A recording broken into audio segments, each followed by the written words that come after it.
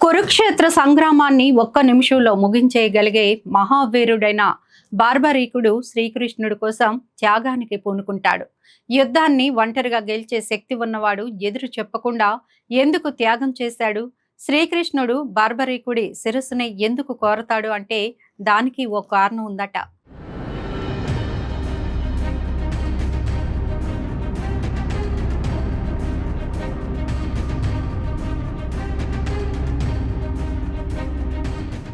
బర్బరీకుడు శిరోత్యాగం చేయటానికి ప్రధాన కారణం కురుక్షేత్ర యుద్ధంలో ధర్మం గెలవాలని, దానికోసం తన ప్రాణాలను అర్పించడానికి సిద్ధపడటమే.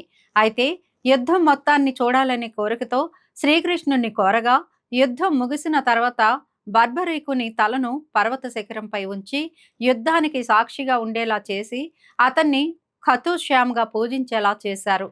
తద్వారా ధర్మం గెలిచేందుకు తన త్యాగాన్ని ఉపయోగించుకున్నాడు.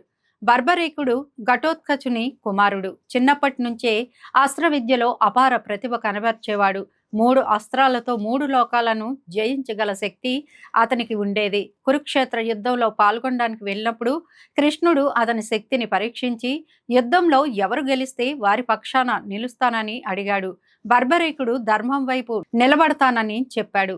బర్బరీకుడు యుద్ధంలోకి దిగితే కేవలం 3 బాణాలతోనే యుద్ధాన్ని ముగించేస్తాడని, అది ధర్మానికి విరుద్ధమని కృష్ణుడు గ్రహించాడు. అప్పుడు ధర్మం గెలవాలంటే బర్బరీకుడు తన తలను త్యాగం చేయాలని కోరాడు. దాంతో బర్బరీకుడు తన తలను దానం చేయడానికి సిద్ధపడి అంతకు ముందు కురుక్షేత్ర యుద్ధాన్ని చూడాలన్న కోరికను వ్యక్తపరిచాడు.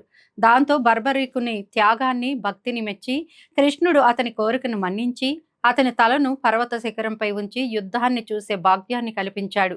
ఈ విధంగా బర్బరీకుడు తన శిరోత్యాగం ద్వారా ధర్మానికి, శ్రీకృష్ణుడికి సహాయం చేసి యుద్ధం ముగిసిన తర్వాత ఖతుశ్యామ్గా పూజలు అందుకోవడానికి కారణమయ్యాడు.